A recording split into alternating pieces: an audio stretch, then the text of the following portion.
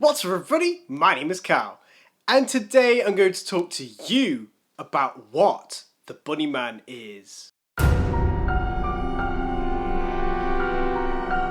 The Bunnyman is an urban legend that originates from Fairfax County, Virginia, and is known to be an axe-wielding serial killer that wears a bunny costume. Unlike previous cryptids or beings that I've mentioned before on this channel, the Bunnyman is quite literally a humanoid being in a literal white bunny costume. Now that doesn't sound so scary, but as well as this, they are always depicted as always wielding a sharp knife or in most cases an axe. Makes the Bunnyman a bit less innocent looking and much more sinister to encounter. Whilst the Bunnyman isn't exactly an entity or cryptid such as the Dogman or Wendigo, both of which have various abilities, the Bunnyman is known to attack its victims with a sharp object. In some accounts this was a knife, in others it varies from a hatchet or an axe, but despite the varying weapons, the sources have all stated that the attacks have all happened in the same location, and a specific area of Fairfax County, Virginia, which has now been dubbed the Bunnyman Bridge. On the subject of Bunnyman Bridge, the alleged encounters with the being mostly took place around the Colchester Overpass, a southern railway overpass. The urban legend states that after 12 AM on Halloween every 10 or 20 years, a bright white light will appear from under the bridge, and the murderous Bunnyman will emerge, wielding either an axe or a knife. The Bunnyman legend has many variations to it that some find it difficult to decipher the original version. One of the versions states that a mental patient had escaped from an asylum and sought refuge in the woods around the bridge in Clifton, Virginia. The legend goes on to state that he survived by eating wild rabbits and would leave their half-eaten remains on the bridge. One year on Halloween, a group of teenagers were hanging around the bridge around midnight and were confronted by the mental patient, who then murdered them in a blind rage, leaving their bodies hung on the bridge next to the dead rabbits. Another version depicts that in 1904, a bus carrying convicts from a nearby asylum crashes and one of the prisoners escapes into the woods of Clifton, Virginia. While searching the area, police found dead rabbit carcasses hanging from the trees nearby the train overpass. They were able to locate the suspect who was trying to escape them, but before the authorities were able to apprehend the suspect, he was hit by an oncoming train on the bridge of Colchester Road.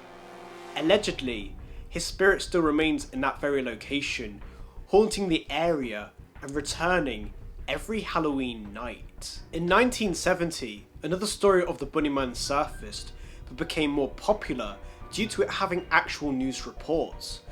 Allegedly, a man dressed in a white bunny costume had been threatening people near Colchester Bridge, claiming they were trespassing on his property. The man would also throw axes or hatchets at people who were near the bridge. This version tends to be one of the most commonly accepted versions of the Bunnyman Bridge legend. Now it's story time, and I'm not going to lie, it was hard to actually find an encounter or even the original story, but nevertheless, I was able to find one. This story comes courtesy of Reddit and was written by Redditor Truth by Fire. So without further ado, turn the lights out, get comfortable, and try not to get spooked. Bunnyman. Summer's come, and not wanting to repeat the experiences of last summer, I decided to go on a road trip with my friends to the East Coast. We got started early and we've already made it to Virginia. I've got a lot of stories of course, but few of them are like this. One of the places that my friends wanted to explore when we first got to Fairfax County, Virginia was called the Bunnyman Bridge. Long story short, around this area in the early 1900s, there was a lunatic who escaped from an asylum dressed in a bunny costume. He hung out here and killed a lot of people. Supposedly he was run over by a train while running from the police. On Halloween night, his ghost comes out of the overpass where he was killed and slaughters anyone stupid enough to be there. Being me, I said no, but the larger group was persistent, college-aged, and attracted to nothing so much as a scary story. My one friend Jim argued that it wasn't Halloween and that we wouldn't be going at night, but the other two members of our group, Robert and Clark, said screw that. According to them, if we didn't go at night, it wasn't worth going. So there I found myself at Colchester Overpass near the middle of the night. Honestly, I can see how ghost stories formed of this place. It's creepy as hell, like just about all East Coast forests at night. There's something about those trees, the way their larger branches droop and their smaller ones form spindly webs that just barely obscure everything behind them. That'd be bad enough if the overpass tunnel didn't look like some kind of gateway to hell. It's short, but there are no lights, and the opposite entrance looks like a tiny black hole. I remember Clark moaning how it wasn't Halloween, and Jim shooting back that this place was probably packed at that time. I argued, if it's packed at Halloween when this guy is supposedly around and no one sees anything, don't you think the odds of running into a psycho bunny ghost are slim? To which someone said, slim, but not impossible. Meanwhile, Robert knew all the stories, and he told them to us as we waited. They varied a lot. Sometimes they featured kidnapped children.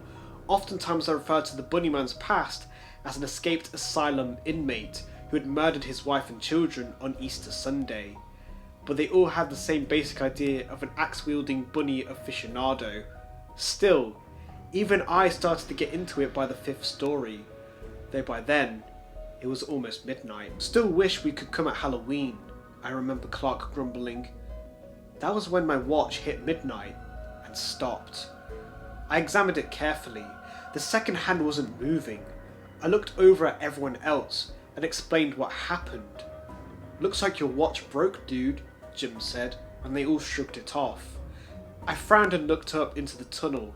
In the pitch black darkness, I thought I saw the faintest trace of motion.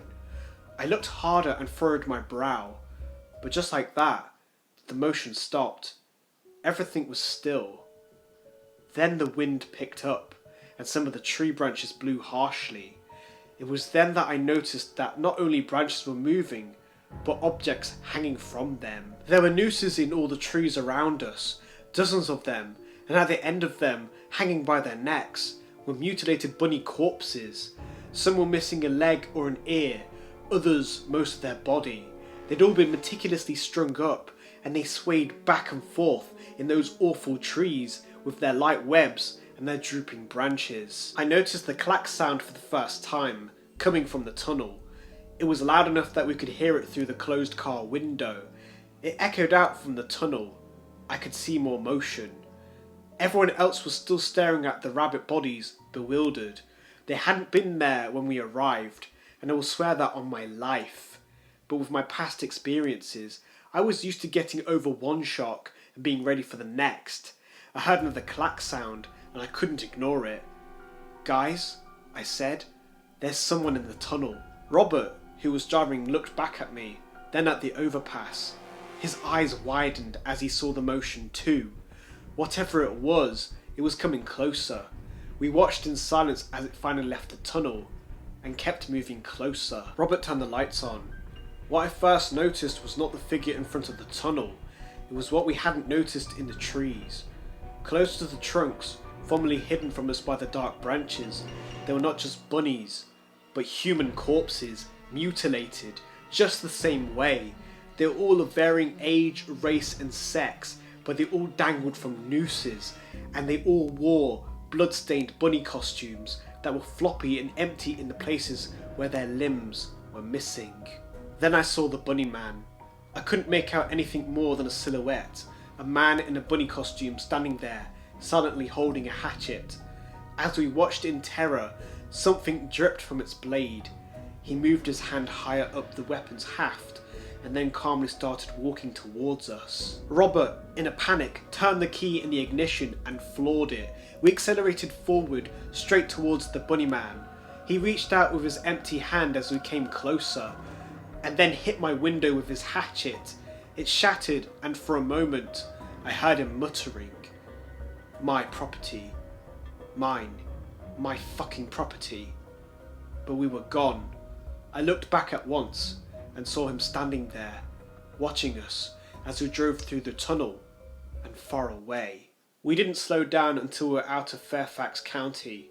I looked at my watch sometime later and saw that the second hand was working again and that it was still fairly synchronized with everyone else's time.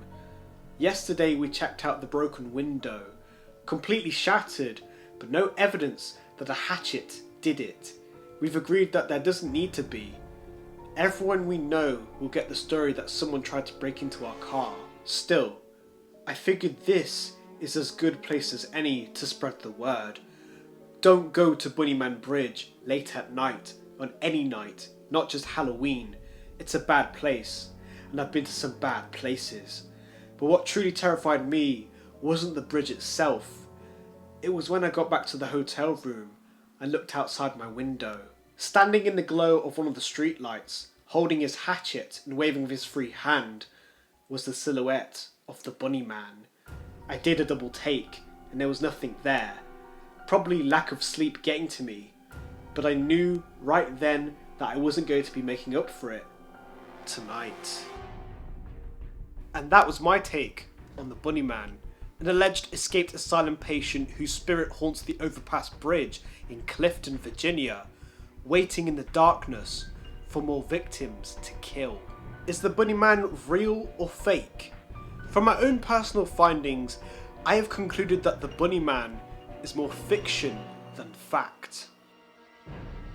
I feel that the Bunnyman is more of a tale to keep the kids away from the overpass bridge at night, like an urban legend. A story to tell at sleepovers or to feel more spooked during the Halloween season. I would say that the 70s incidents may have some tangible evidence to them, as there are alleged news reports.